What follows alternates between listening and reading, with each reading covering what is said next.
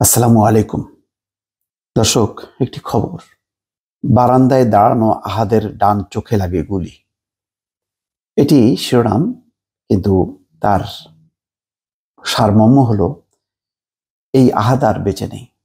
আহাদের মতো অন্তত 3টা অল্প বয়সী এবং শিশু বয়সী 3জনের কথা উল্লেখ করা হয়েছে, যারা ঘরের মধ্যে ছিলেন বা খেলছিলেন। তারা গুলিবিদ্ধ হয়ে মারা গেছে। এখন প্রশ্ন হলো, তাদেরকে গুলি করলো কেন, কি কারণে? তাহলে এত বেপরোয়া গুলি করা হয়েছে বাসা বাড়ি লক্ষ্য করে, যে ঘরে থাকা শিশু সন্তানরাও নিরাপদ ছিল না। কি পরিস্থিতি, পুরো পরিস্থিতি দর্শক জানতে পারছি না। গত কয়েকদিন, 4 থেকে 5 দিন অন্তত ট্রমার মধ্যে পড়ে গেছি আমি। মানে কোনো ভিডিও দেখতে পাচ্ছি না। যখনই আরো মারাত্মক কিছু দৃশ্য দেখবে তার আগেই আমি সরে গেছি। অনেক পোস্ট, তাদের মৃত্যুর যে কাহিনী, সেই বর্ণনা পড়তে যে আমি সরে গেছি, কোনোভাবে নিতে পারছিলাম না। 5 থেকে 6 দিন পর দর্শক আপনাদের সামনে হাজির হয়ে এখনো পর্যন্ত সেই ঘটনাগুলো যখন নাকি জানছি, পড়ছি, বারবার চোখ মুছে তারপরে আপনাদের সামনে স্বাভাবিক হতে হচ্ছে। কেননা যারা সংবাদ উপস্থাপন করে বা বলে, তাদেরকে কখনোই আবেগ আপ্লুত হতে নেই।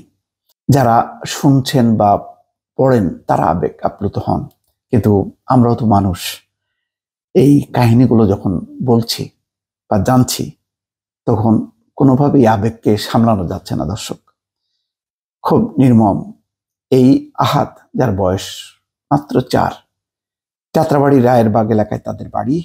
3তলা বাসা থেকে নিচে কি হচ্ছিল দেখছিল। সেখানে পুলিশ ছাত্রলীগের সঙ্গে আন্দোলনকারীদের সংঘর্ষ চলছিল।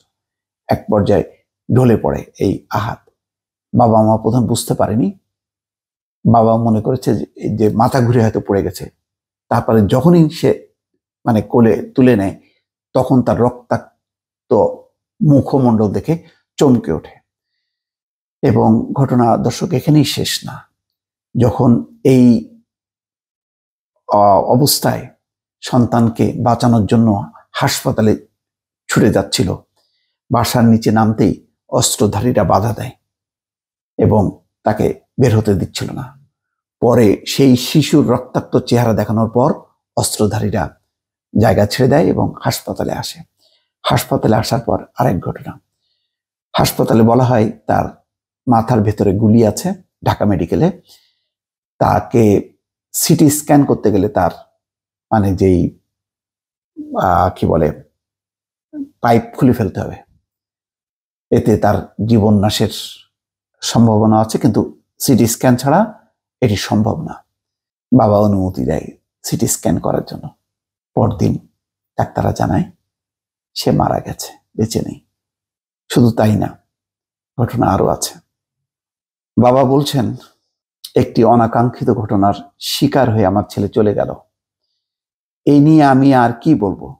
চেয়েছিলাম পোস্টমর্টেম না করতে, অতটুকু শরীর যাতে আর কাটাছেঁড়া করা না হয়, কিন্তু আমাদের সে চেষ্টাও সফল হয়নি।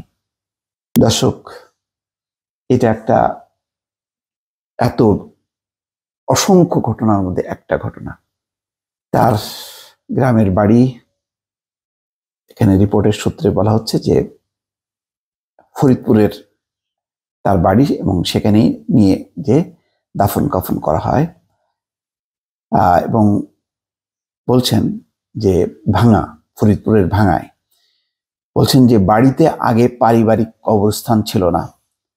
আহাদকে দাফনের মধ্য দিয়ে কবরস্থানটির যাত্রা শুরু হলো।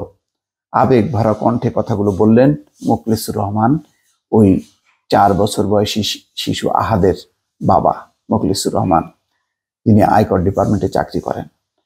অর্থাৎ আহাদকে দাফন করার মধ্য দিয়ে তাদের পরিবারের পারিবারিক কবরস্থানের যাত্রা শুরু হলো। অথচ আহাদের কি এত দ্রুত চলে যাওয়ার কথা এই পৃথিবী ছেড়ে? দর্শক, এমন আরো ঘটনা ঘটেছে দর্শক। রাজধানীর উত্তরা নাইমা সুলতানা 15 মাইলস্টোন স্কুলের 10ম শ্রেণীর ছাত্র একইভাবে বারান্দায় সে গুলিবিদ্ধ হয়ে মারা যায়। তারপরে একই দিন বাড়ির জানালা খুলে আসা একটি বুলেট চোখ দিয়ে ঢুকে মাথার খুলি ভেদ করে বেরিয়ে যায় সাফকাত সামির, 11 বছরের বালক। দর্শক, এই ঘটনাগুলির কি আসলে সুষ্ঠু তদন্ত হবে? কারা গুলি করলো? এই বাড়িতে কি কেউ যে সান্ত্বনা দেবে এই পরিবারকে? না, কেউ দেবে না। ভালো থাকবেন।